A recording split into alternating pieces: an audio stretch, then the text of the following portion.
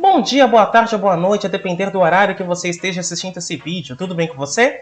Eu sou o professor Fábio e no vídeo de hoje nós vamos iniciar uma conversa a respeito de um teorema muito importante na álgebra linear, o teorema da decomposição primária. Vamos lá?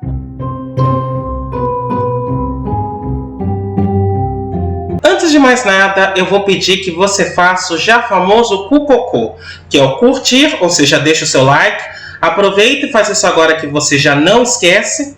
Comenta, ou seja, utilize a área dos comentários para continuar dialogando comigo, apresentando suas dúvidas, ou mesmo dando sugestões sobre outros assuntos que você gostaria que fossem abordados neste canal. E, caso você goste desse vídeo, compartilhe com seus contatos, compartilhe com seus amigos, compartilhe com aquela pessoa que queira aprender um pouco mais a respeito de álgebra linear.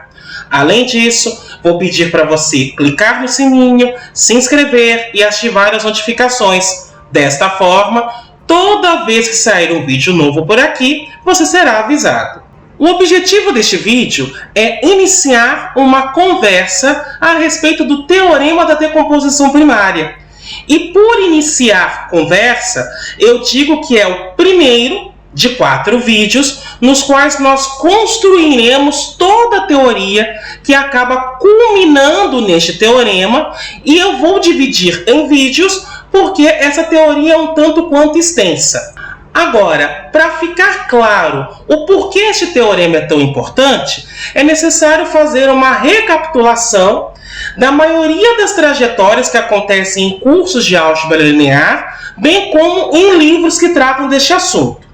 Veja só, quando nós iniciamos o estudo da álgebra linear, a primeira coisa que costuma ser apresentada é a ideia de corpo, que é um conjunto geralmente numérico, no qual você define uma soma e uma multiplicação entre os elementos, e esta soma e esta multiplicação apresentam algumas propriedades. E aí este corpo, no estudo da álgebra linear, nós chamamos de corpo de escalares. Num segundo momento, nós apresentamos a ideia de espaço vetorial, que é um conjunto que está atrelado a um corpo específico. Muitas vezes você vai dizer espaço vetorial real, quando você está com o corpo dos números reais, espaço vetorial complexo, quando você está com o corpo dos números complexos. E neste conjunto, que você constrói atrelado a um corpo, você define a soma entre elementos desse conjunto e o produto de um elemento deste conjunto por um escalar. E aí, estas duas operações precisam obedecer uma série de propriedades para que então você tenha um espaço vetorial. E aqui é importante lembrar que quando nós estamos falando de espaços vetoriais, nós não estamos falando de conjuntos numéricos necessariamente. Você pode ter espaços vetoriais que utilizam matrizes, que são definidos com funções, que são definidos com ênuplas ordenadas e assim por diante.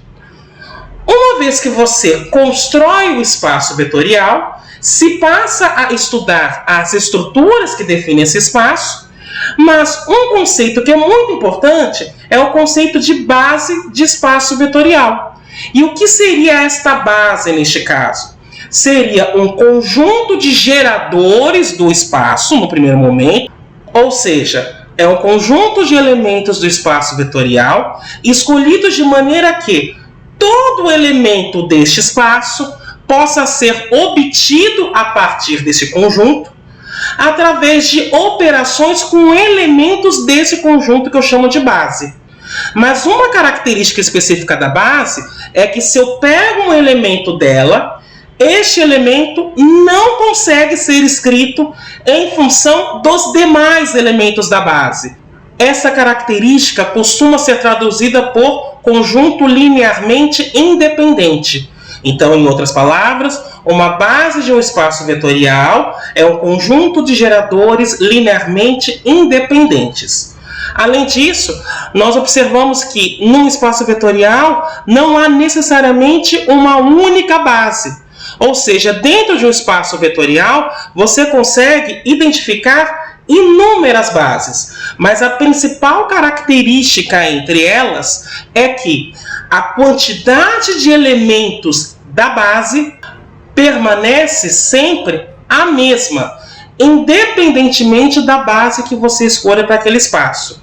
Em outras palavras, se eu estou trabalhando com um espaço que tem 3 elementos na sua base, qualquer outra base que eu encontre para ele vai ter obrigatoriamente 3 elementos. E é por isso que nós definimos da dimensão de um espaço vetorial como a quantidade de elementos que tem em sua base.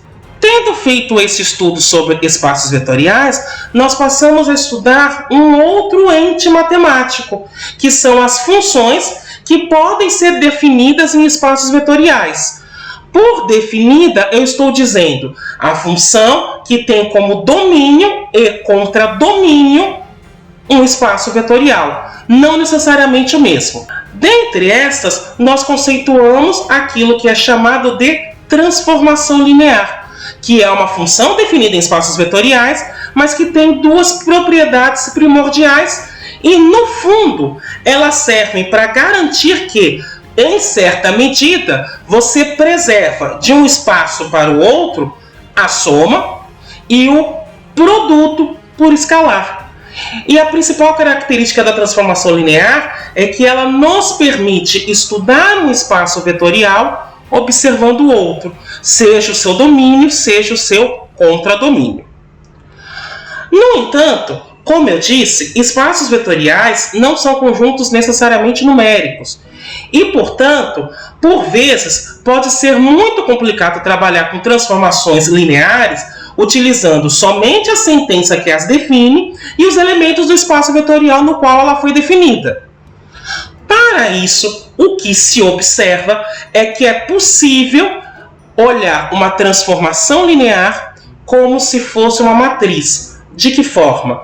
Você pega uma base no domínio e fixa essa base, pega uma base no contradomínio e fixa esta outra base, e com elas você consegue então reescrever a transformação linear em formato de matriz. E, portanto, trabalhar com uma transformação linear acaba sendo equivalente a trabalhar com produto de matrizes.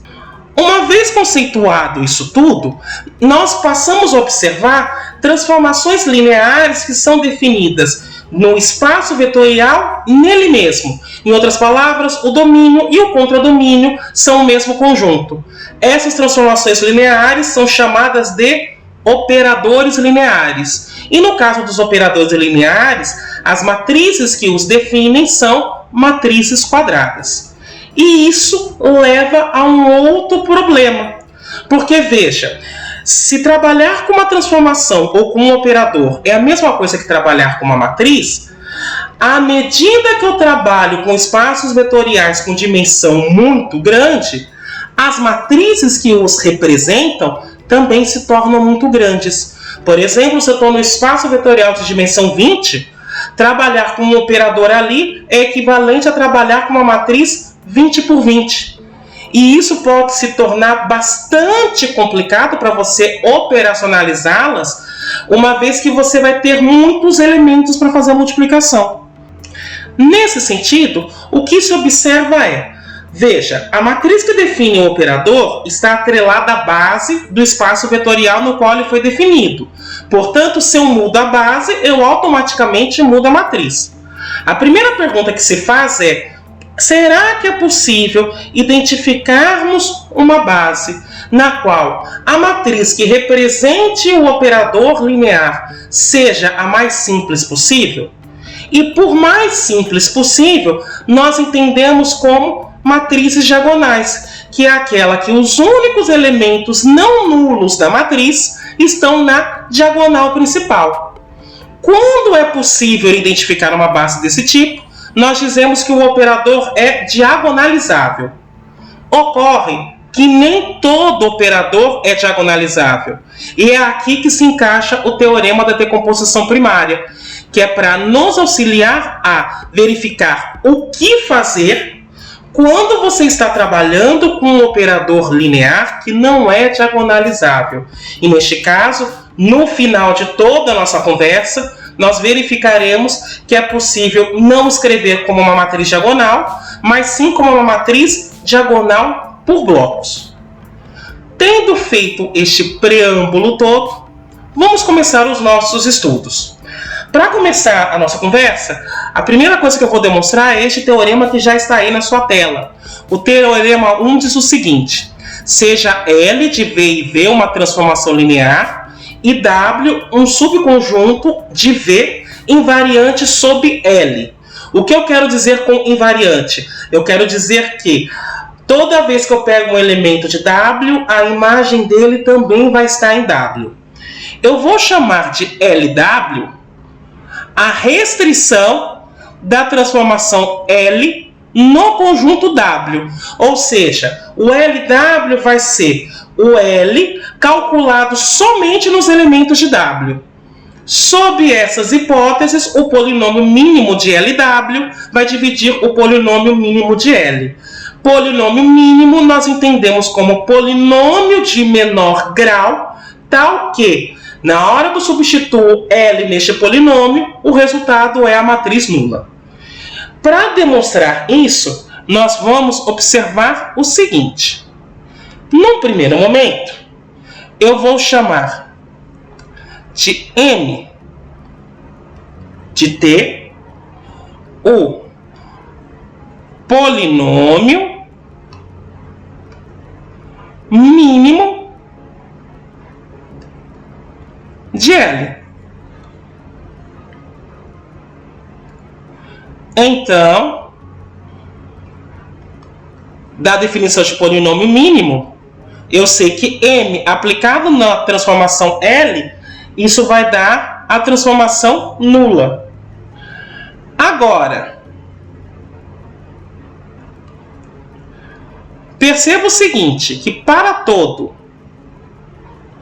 W pertencente ao conjunto W,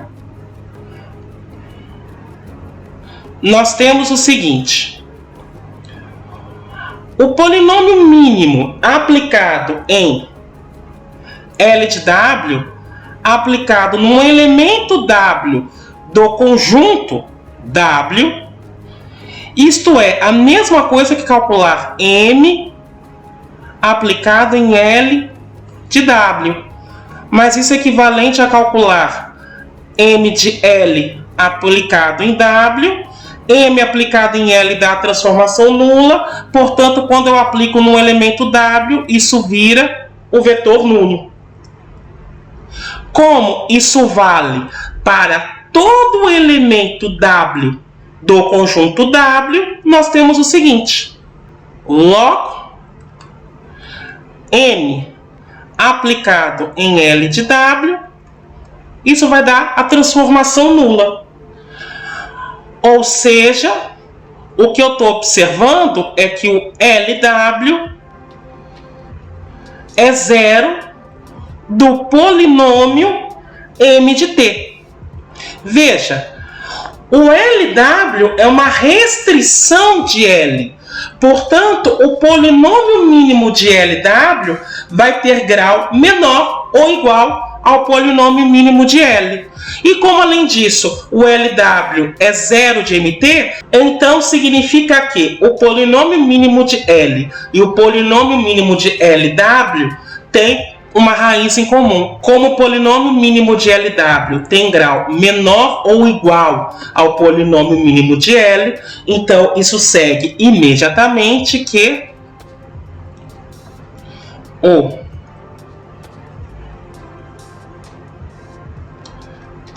polinômio mínimo de LW, ele tem que obrigatoriamente dividir o polinômio M de T. E isso, então, encerra essa demonstração. O segundo resultado que eu irei demonstrar, ele se refere a polinômios de um modo geral. E ele diz o seguinte: se eu tenho dois polinômios f e g, então o produto deles é igual ao MMC entre eles, multiplicado pelo MDC entre eles. A demonstração deste resultado observa o seguinte: veja, dados dois polinômios F e G, consideremos suas respectivas formas fatoradas. Ou seja, aquilo que nós chamamos de decomposição. Isto é, o F vai ser da forma P1 elevado ao expoente a 1, vezes P2 elevado ao expoente a 2, até chegar no Pn elevado ao expoente a n. E o G, por sua vez, vai ser P1 elevado a B1, vezes um P2 elevado a B2, vezes um Pn elevado a Bn. Perceba que os fatores que eu estou considerando nas duas decomposições são os mesmos. E isso sempre é possível. Se eles tiverem fatores em comum, essas expressões vão aparecer na decomposição. E se, por exemplo, o P1 tiver somente no F, na hora que eu for considerar no polinômio G, o expoente que eu vou considerar é zero. Então, por isso que sempre é possível escrever dois polinômios numa decomposição, numa forma fatorada, com os mesmos fatores. O que muda na realidade é o expoente que vai aparecer em cada um dos fatores nessa decomposição. Só para registrar a decomposição, então eu vou lembrar que para todo I indo de 1 até N, o PI é um polinômio irredutível.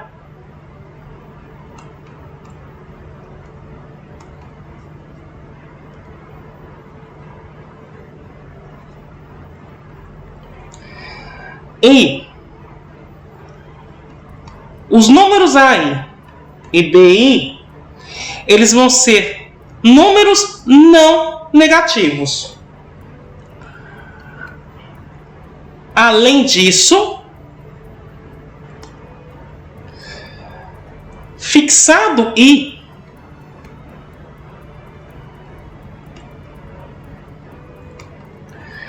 nós temos três possibilidades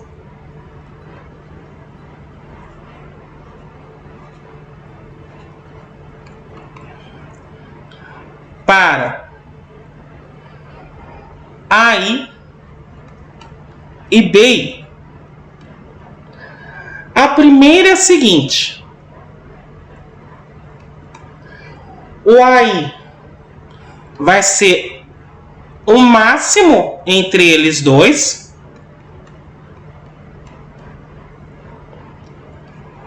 e o BI, por sua vez, é o mínimo entre eles. Evidentemente, aqui eu estou considerando que AI e BI são diferentes. A segunda possibilidade é que o BI é o máximo entre eles, e neste caso, o AI é o mínimo entre eles. E novamente, aqui eu estou considerando AI diferente de BI. E a última possibilidade é que eles sejam iguais. Aí, neste caso, o máximo entre eles vai ser igual ao mínimo entre eles. E só para registrar, aqui eu estou supondo que o AI é igual a BI. Mas, de qualquer maneira,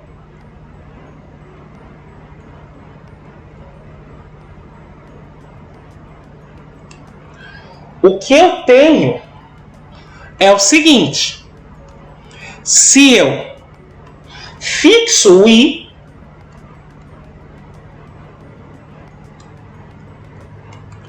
nós temos que quando eu somo AI mais BI, isso vai ser a soma do máximo entre eles com o mínimo entre eles. Tendo em vista que, se eles forem diferentes, o máximo vai ser um deles e o mínimo será o outro. E se eles forem iguais, o máximo e o mínimo dá o mesmo. Então perceba que esta expressão ela é verdadeira neste caso, tendo fixado o i. Ainda, uma coisa que eu quero observar é o seguinte: o MDC entre F e G, ele é obtido da seguinte forma. Como os dois têm os mesmos fatores, vai ser o produtório destes fatores, só que em cada um deles eu vou considerar o mínimo entre os expoentes. E no caso do MMC, entre dois polinômios, vai ser o produtório dos fatores comuns que eu obtenho na decomposição. Lembrando que, caso eu não tenha um fator comum, eu considero o expoente zero. Só que, para cada um desses fatores, agora, ao invés de pegar o mínimo, eu vou pegar o máximo entre os expoentes. Lembrando, evidentemente, que eu estou fazendo esse produtório para ir variando de 1 até n nos dois casos. Assim, quando eu faço o produto de F com G, isso vai ser P1 elevado a 1 vezes P2 elevado a 2, até chegar em Pn elevado a n. Isso aqui é o F. Vezes, agora eu vou pegar o G. P1 elevado a B1 vezes P2 elevado a P2, até chegar em Pn elevado a Bn. E, portanto, o que eu tenho é P1 elevado a A1 mais B1, porque eu vou multiplicar esta parcela com esta, vezes, agora eu faço a mesma coisa com P2. Vai ser P2 elevado a A2 mais B2, e assim por diante, até chegar em Pn elevado a An mais Bn. Mas perceba que isso pode ser expresso num produtório. O produtório, para ir indo de 1 até n, de Pi elevado a Ai mais Bi. E lembre-se que nós observamos o seguinte, que quando eu faço Ai mais Bi, isso é equivalente a somar o máximo entre eles com o mínimo entre eles. Portanto, isso vira o produtório de Pi elevado ao máximo entre Ai e Bi mais o mínimo entre Ai e Bi. E, levando em conta que, na realidade, eu estou trabalhando com soma de expoentes, eu posso separar cada uma dessas parcelas do produtório em um produto. Portanto, isso vira o produtório, para ir indo de 1 até n, de Pi elevado ao máximo entre Ai e Bi, vezes o produtório. Como eu estou fazendo multiplicação, a ordem dos fatores aqui não vai alterar o produto, então eu posso só reorganizar esta multiplicação de maneira que ele fique em produtórios separados. Então vai ser vezes o produtório, para ir indo de 1 até n, de Pi elevado ao mínimo entre Ai e Bi. E aí perceba, quando eu estou pegando esta primeira parcela, esta aqui nada mais é do que o MMC entre F e G. E a segunda parcela, o segundo produtório, é o MDC entre F e G. Portanto, o que eu acabei de demonstrar é que F multiplicado por G vai ser o MMC entre F e G multiplicado pelo MDC entre F e G. E isso, então, encerra a demonstração deste lema. O segundo teorema que nós vamos demonstrar agora é o seguinte. Imagine que eu tenho uma transformação linear de V em V e eu tenho dois subconjuntos V1 e V2, ambos invariantes sob L, de modo que o V se decomponha com uma soma direta de V1 com V2. Soma direta significa que todo elemento de V ele é expresso como um elemento de V1 somado com um elemento de V2, e além disso, a interseção entre V1 e V2 é o vetor nulo. Além disso, eu vou considerar L1 e L2 as restrições de LA V1 e V2, respectivamente. Então, o polinômio mínimo de L vai ser o MMC dos polinômios mínimos de L1 e L2. E o polinômio característico de L é o produto dos polinômios característicos de L1 e de L2. Só para deixar claro, polinômio característico é aquele que você obtém fazendo a seguinte equação. Determinante de T vezes a identidade menos L igual a matriz nula. Neste caso, perceba que, embora eu esteja falando da transformação, eu já vou trabalhar com ela aqui na sua forma matricial. Por isso que eu não vou identificar o tempo todo por matriz L, mas eu vou falar por abuso de transformação L, como se eu estivesse enxergando a matriz L. A demonstração desse resultado é um pouquinho trabalhosa, mas ela é fácil de compreender. Vamos a ela. Veja, num primeiro momento, eu vou chamar de M de T, M1 de T e M2 de T os polinômios mínimos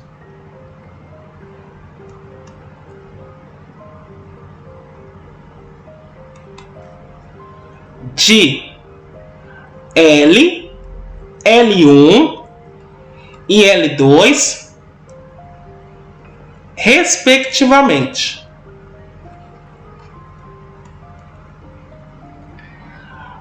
Do teorema 1, que nós demonstramos, o que nós vimos de saída é que o polinômio M de T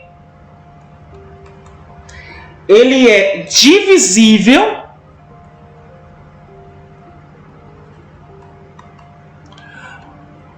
por M1 de T e M2 de T, já que esses dois polinômios, M1 e M2, eles advêm das restrições de L ao espaço V1 e ao espaço V2, respectivamente.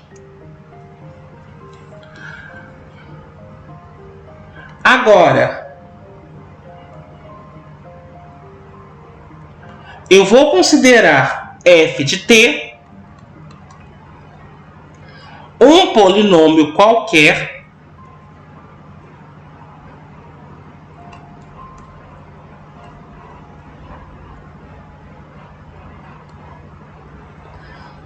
múltiplo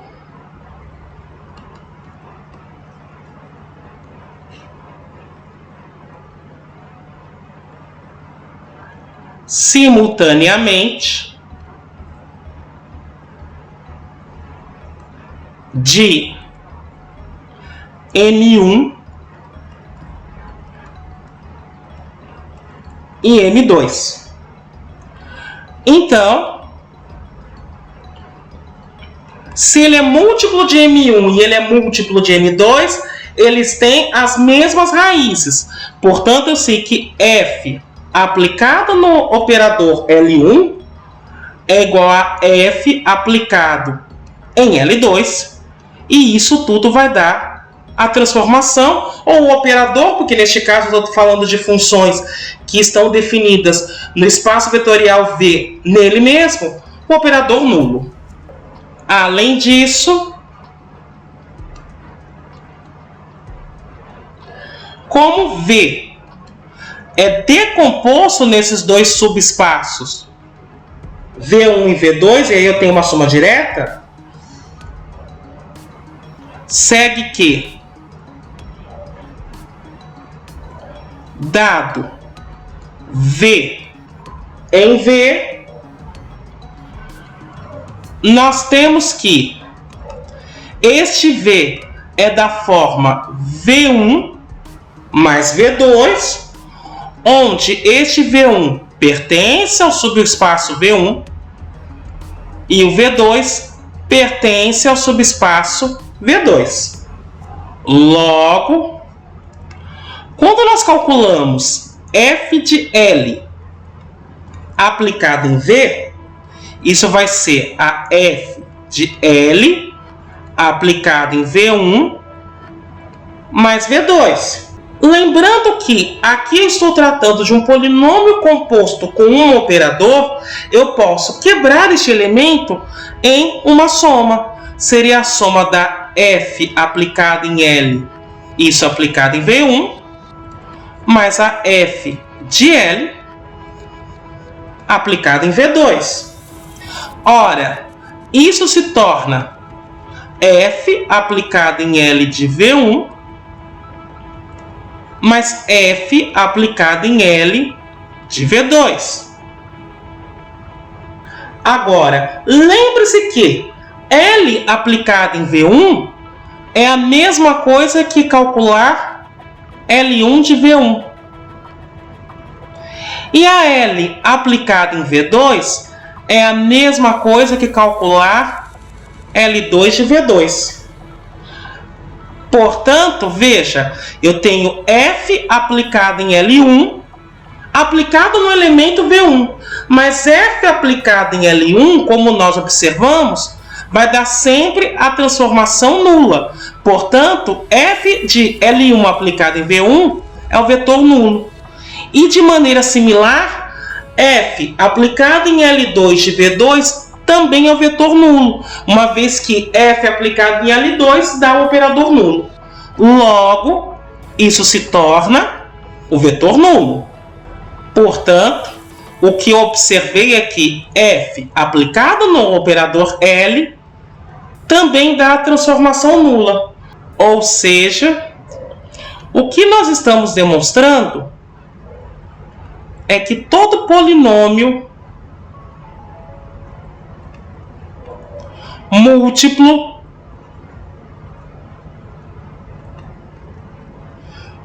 de M1 e M2 admite L como zero. Como o M de T é o polinômio de menor grau possível que tem L como raiz, já que M é um polinômio mínimo,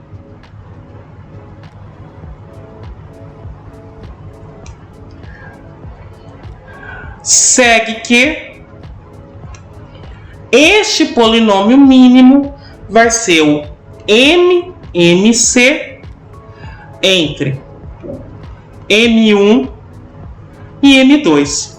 E como é que de fato nós chegamos a essa conclusão? Veja, uma outra forma de definir MMC entre dois polinômios é dizer o seguinte: se eu tenho o polinômio M1 e M2, o MMC entre eles vai ser o polinômio de menor grau que é múltiplo dos dois simultaneamente. O que nós demonstramos é o seguinte, que neste caso, qualquer polinômio que for múltiplo de M1 e M2 vai admitir L como raiz. Portanto, o MMC entre eles, a princípio eu não sei quem é, mas eu sei que vai admitir L como raiz. Como o polinômio mínimo de L é o polinômio de menor grau com essa característica, então o polinômio mínimo de L acaba se tornando um MMC entre M1 e M2. Inclusive porque, como nós observamos, o polinômio mínimo é múltiplo de M1 e é múltiplo de M2 ao mesmo tempo. Ou seja, é o múltiplo dos dois polinômios M1 e M2 com o menor grau possível. Por isso que, de fato, eu tenho esta última afirmação aqui. E, portanto, isso encerra a demonstração do item A. Para demonstrar o item B, nós partimos do seguinte. Como V1 e V2 são subespaços que decompõem o espaço vetorial V, eu vou chamar de B1, aqui indicado por U1 até o R, e B2, que eu vou indicar aqui por W1 até WS, bases de V1 e V2, respectivamente.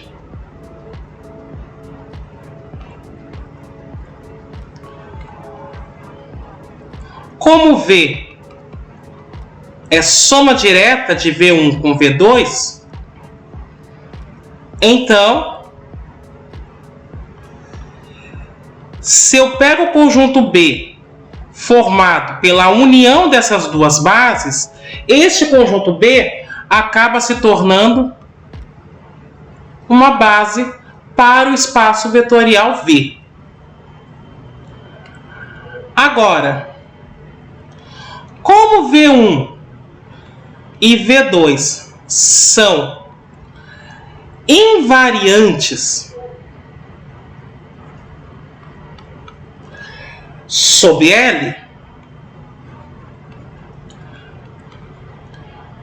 nós temos o seguinte. Quando eu calculo a L de U1, ele continua sendo um elemento de V1.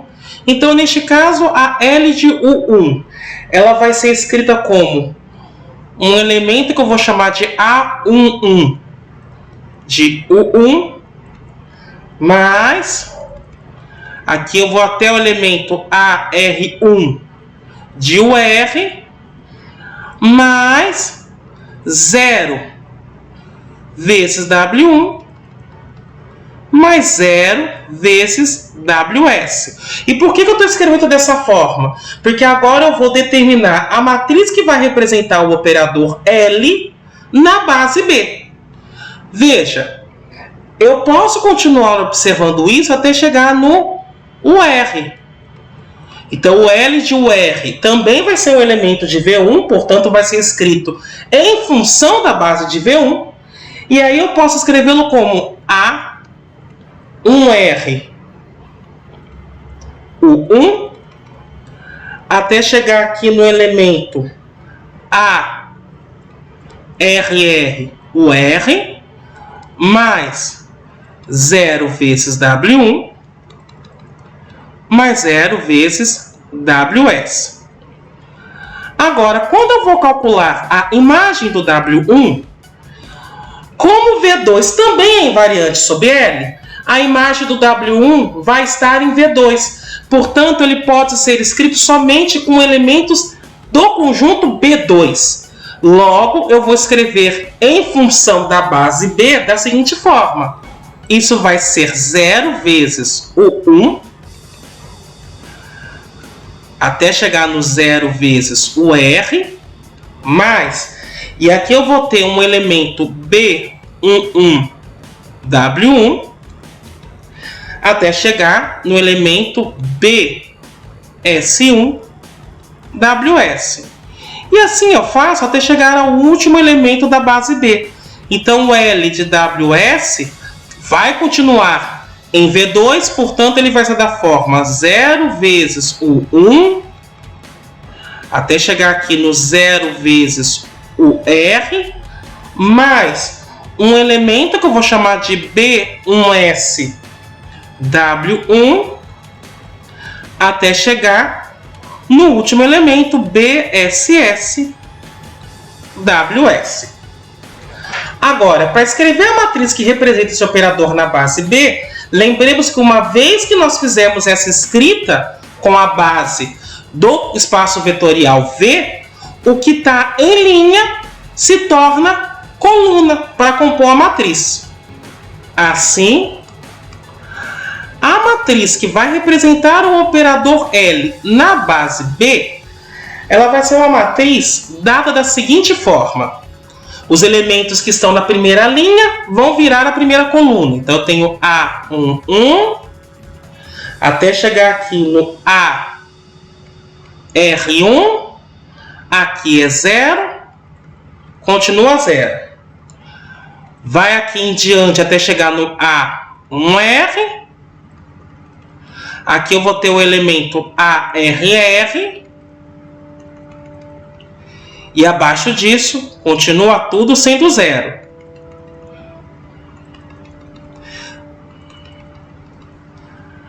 Agora, quando eu passo para o elemento W1, perceba que aqui vai ser 0 até chegar na linha R. E dali em diante eu vou ter o B11. Aqui eu vou chegar no BS1. Que continua 0. E chegando na última coluna, ela vai ser composta pelos zeros e depois B1S até chegar no BSS. Perceba que, no fundo, o que eu já estou mostrando é que, neste caso, a matriz que representa o operador L nessa base B já é uma matriz diagonal por blocos. E, em particular, perceba que, no fundo, como aqui, neste primeiro bloco, eu estou escrevendo os elementos da base de V1 em função dela mesma, na realidade, o que eu tenho aqui é a matriz que representa o operador L restrita V1 em função da base B1. E de maneira similar, este segundo bloco aqui embaixo é a matriz que representa a restrição de L a V2 na base B2. Ou seja, só para registrarmos isso, o que eu estou dizendo é que a matriz L na base B, no fundo, vai ser uma matriz dada por blocos da forma A, matriz nula, B, onde este A vai ser a representação da L1 na base B1 e o B é a representação do operador L2 em função da base B2. Agora, eu vou chamar de P, L de T, P, L1 de T e P, L2 de T, os polinômios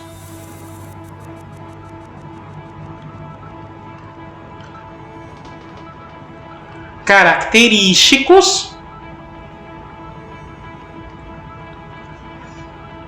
de L, L1 e L2, respectivamente.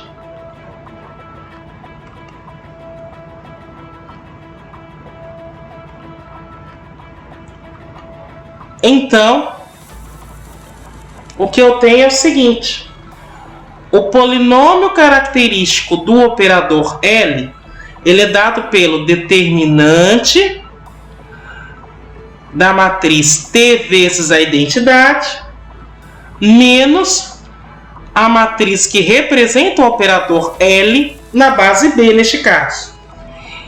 Então, perceba que isso vai ser o determinante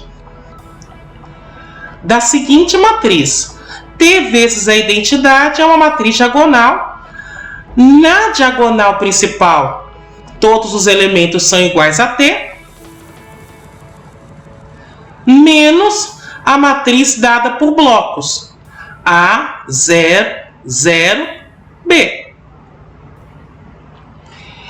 E agora, fazendo isso bloco a bloco, isso no fundo vai se tornar o determinante de T vezes a identidade menos a matriz A, 0, 0, T vezes a identidade menos a matriz B.